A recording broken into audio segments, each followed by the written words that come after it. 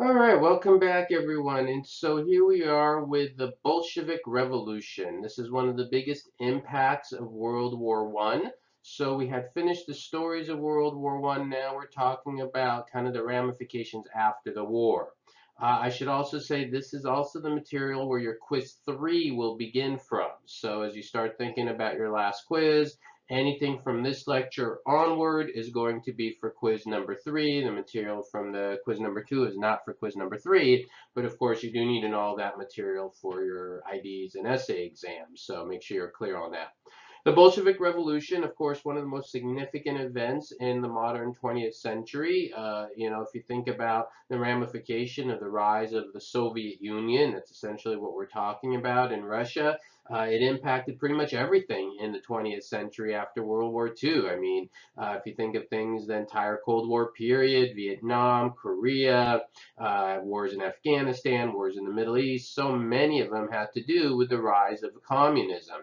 And of course, there's the human toll of what communism did to so many people in Eastern Europe, which is devastating. And so we're going to kind of go through the story of how the Bolshevik Revolution happened, what are the things that made it happen, and how did it come about. And again, I'm going to connect it a lot with World War One. Because this is something you need to be able to do is explain one of the impacts of World War One is the Bolshevik Revolution. So let's kind of go to our map. And to remind us what had happened, right? How does World War One? There's basically three major reasons why the Bolshevik Revolution happens.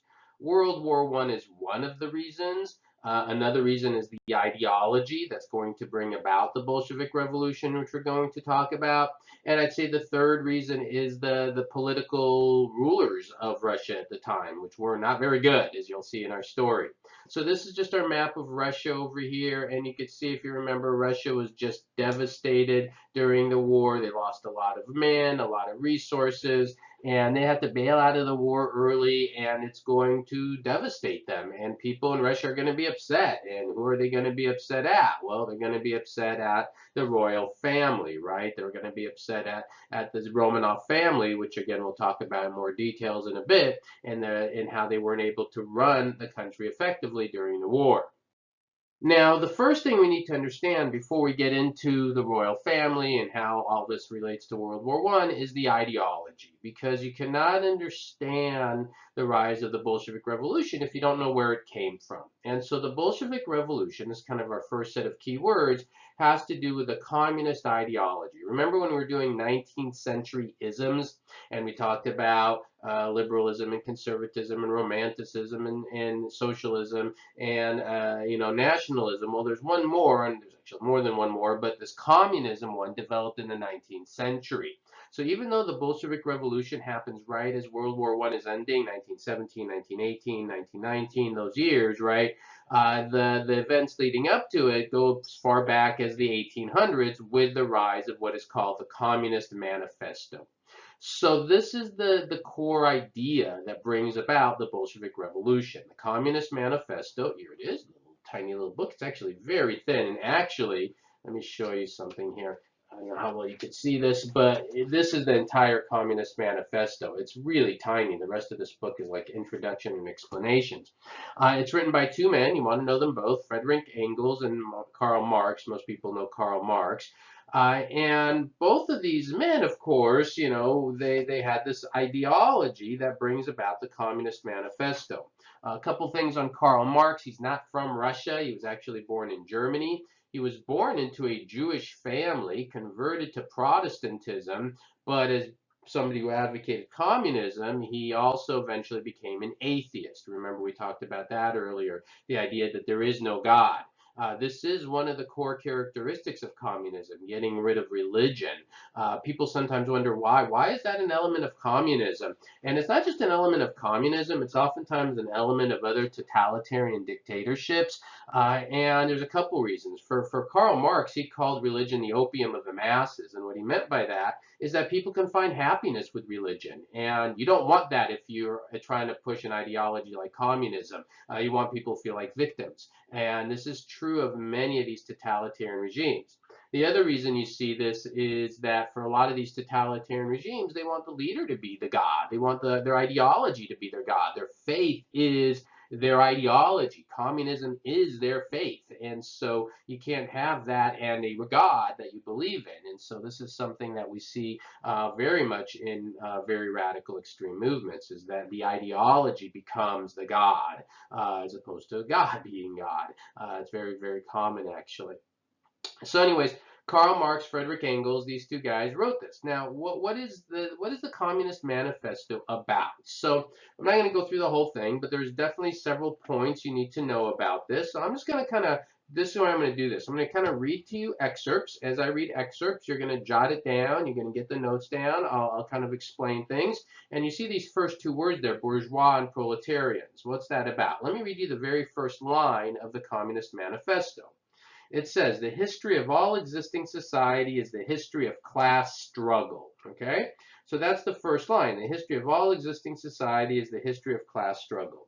What they're saying is there's the bourgeois. The bourgeois are the upper class, the landowners. The proletarians are the worker, and there's a conflict between them. And forever and ever, it is the evil bourgeois who are suppressing the workers, and the workers should uprise in violent oppression to destroy the bourgeois and then run the society themselves. And it's a global movement, and it is a movement that calls for violence. It's not a peaceful movement. They talk about using whatever means you need to crush the bourgeois. So this is their view of the world in the 1800s when they're writing this. Now, this is their idea, and they said now the power will go to the proletarians, and then everything will be more just. All right, well, what kind of new world do they want to create? The best way to do this is just to read straight out of the Communist Manifesto. And you have this in your textbook as well. It's one of your primary sources in your textbook. But I'm going to go ahead and read a few points. After I read each one, I'll make sure to pause to explain what it is. And again, you want to get these ideas down as characteristics of the communist movement. So number one, abolition of property of land and application of land of all rents of land to public purposes. What does that mean? Abolition of property in land. Well, abolition, get rid of. He's saying that there should be no private ownership of land. That as an individual, you're not allowed to own land. The only people who can own land is the government. And then that needs to be redistributed to everyone in a society. All right, that's number one. Number two, a heavy progressive or graduated income tax. Well, I think I mentioned that when we talked about socialism, right? What's a graduated income tax? That the more you make, the higher percentage you're charged. So if you make $1 million, you're charged 90%, and that $900,000 goes to the government. And you get it even higher, right? 95%. That's a heavy graduated income tax. I don't remember if I mentioned this in the other video, but we have a graduated income tax in the United States, right? The more you make, the more you pay. A bigger percentage of the bill you pay. If you look at U.S. history, very often the top 10% wage earners of the country pay something like 90% of the bill that runs the country, right? So they're already paying the bulk of the money. But it's not as graduated as what communism would like. Communism would like them to pay everything and be taxed at not 30, 40, 50%, but at 70, 80, 90, 95%. So it's a matter of degrees. All right, so anyways, that's part of the characteristics. So the first thing is abolition of private property. Second thing is the graduated income tax. Third, abolition of all rights of inheritance. What does that mean? You're not allowed to inherit, right? Your parents work, they have land. Well, too bad, that land's no longer yours. It goes to the government. So that's a characteristic of communism that Karl Marx calls for. Fourth, centralization of credit in the hands of the state. That means the banks. It basically means that if you want a loan, the only people who get a loan from is the government. You can't go to Bank of America or Wells Fargo or any other bank in a private place. You can't do that. It all goes through the government loans only. Next, centralization of means of communication in the hands of the state. All right, think about that. Centralization of the means of communication. Guys, that's propaganda, right? That means the only way you could get information out is from the government. You're not allowed to have private information. It would be like, one ideology having a complete monopoly on all, thought and all news information, right? So imagine if there was only one bit of news and there was no news information that contradicted one, right? That it's all the same and it's all from one entity. Or it could be all from multiple entities, but they're exactly the same, right? That's what communism is doing. And so, it's got a few other things in here. You could definitely read this all on your own if you ever want to. It's a quick read, actually. And you go, well, all of this stuff sounds very dictatorial, right? Why would anybody want this? Well, what else does Karl Marx promise in the Communist Manifesto? He also promises free education for all children, abolition of children's factory labor. He talks about, more equitable distribution of the population over the country. So, distribute everything to everybody and have everybody having, food and everybody have land. Everybody. So he's basically saying, I'm going to take from from the people who have, and I'm going to give it to the people who don't. I'm going to distribute it to everybody, and I'm going to do it forcefully. And this is the message. This is the communist ideology. And again, really, the best way to understand it is not to listen to what any professor says or anything you hear on the news. Just go read it. Yeah, go read it, and you get the ideas, and then I think that they're pretty profound in terms of what he's saying, and I think it kind of speaks for itself. It is definitely one of the most controlling ideologies created in human history. Some people, still to this day argue, well, the idea of Marxism is then everybody's treated well and everybody gets something. Of course, it never works that way. And every single communist ideology, what you end up with is even more of a have and a have-nots, and the middle class goes bye-bye. And that's what usually ends up happening. So anyways, these are the ideas that Karl Marx is advocating. What happens with these ideas? Well, let's move on. So the next part of understanding the Bolshevik Revolution is, yes, you have the ideology, but then you also remember had World War I. World War I devastated Russia. One of the things, it's not a surprise that, whether it's communism or Nazism, these ideologies always rise when things are bad. We're going to talk about this in another lecture. And it's not necessarily because things are bad. It's a little bit more complicated than that. But this is what we see. Things are a mess in Russia. The Tsar at the time is Tsar Nicholas II. He ruled the Romanov family. So you can see Tsar Nicholas II, you can see the Romanov family, and Alexandra is his wife. And what had happened, of course, is the Tsar and his family. The Tsar was always a very negative person. Let's start with that. He's very pessimistic. He always thinks he's doomed. And guys, that's like the ultimate self-fulfilling prophecy that if you go around all the time saying, I'm doomed, I'm doomed, I'm doomed, I'm doomed, I'm doomed, well, you're going to be doomed. And Tsar Nicholas II was one of these individuals. He always thought the worst was going to happen to him. So he gets married, and of course, the most important thing for him is to have a son. So he gets married. What happens? Well, they get together, him and Alexandra, they have a daughter. Then they have a second daughter. Then they have a third daughter. And then they have a fourth daughter. And every time the Tsar is like, oh, see, I'm doomed, I'm doomed, I'm doomed, I'm doomed, I'm doomed. I can't have a son. Well, finally, he has a son named Alexia. I didn't put the daughters up, but I gave you the name of his son, Alexia. What does this all matter? Let me show you a picture of the family. So this is a family portrait, and again, how does this all have to do with the Bolshevik Revolution? You'll see. And so here's the Tsar, of course, right? Here's his wife. Here are the four daughters, and this is down here, Alexia. And when you look at Alexia, you may say, well, boy, he looks very feminine. Well, he is because he's very sickly. So he finally has a son, but the son is very ill. The son has hemophilia.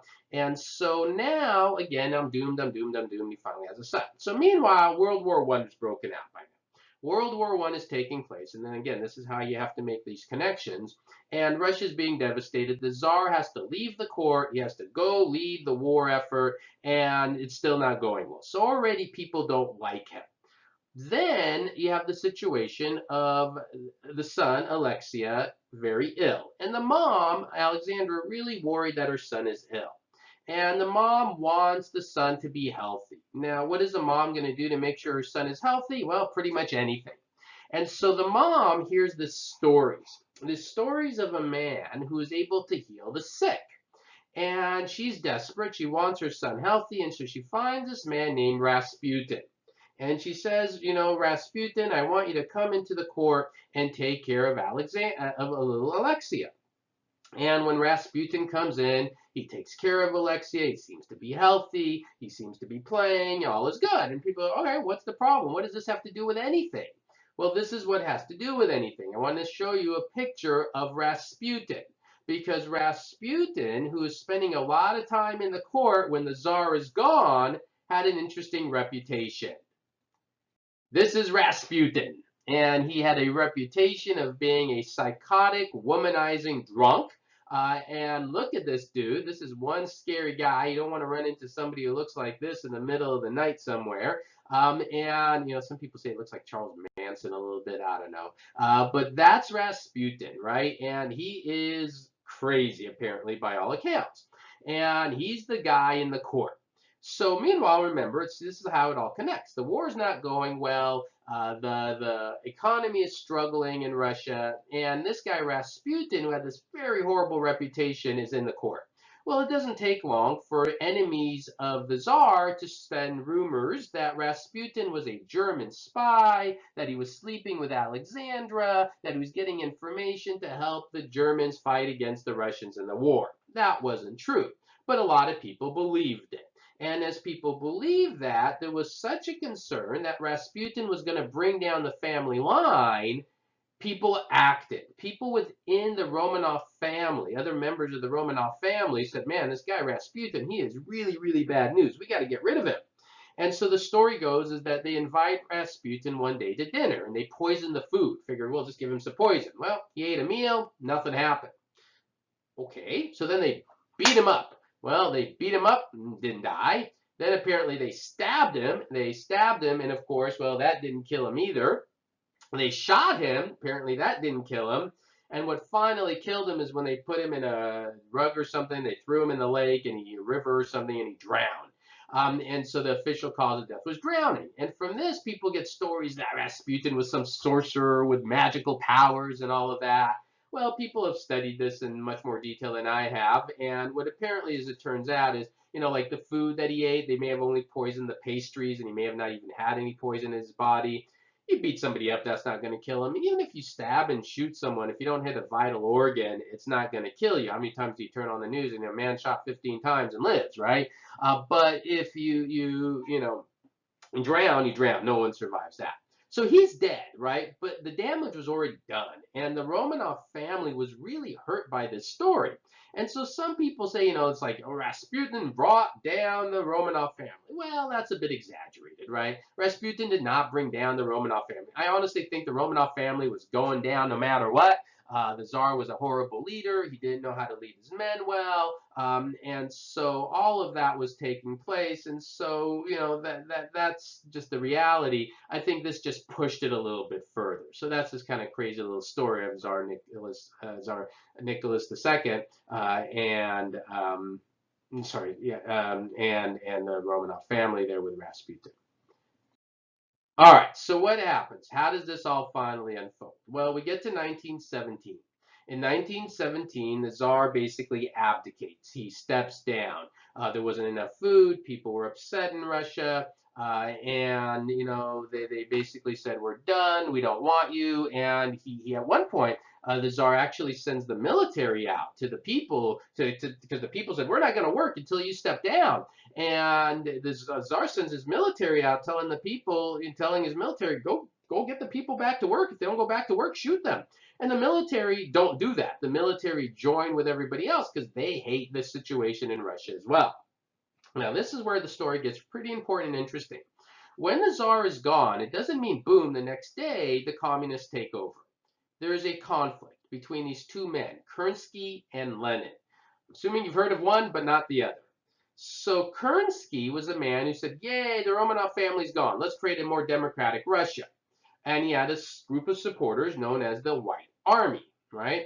Lenin said, no, no, no, no, I'm happy the Tsar is gone too, but I want a communist nation based on the ideas of communism. He comes in, Lenin, with this document called the April Thesis in 1917, which is essentially a rehashing of the Communist Manifesto.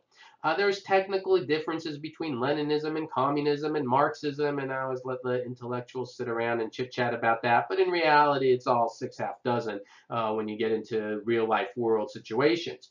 And so Lenin says, you know, put me in power and I'll bring in this communist ideology. And his supporters are known as the Bolsheviks. This is where you get the Bolshevik Revolution and the Red Army. So Kerensky has the White Army and Lenin has the Red Army.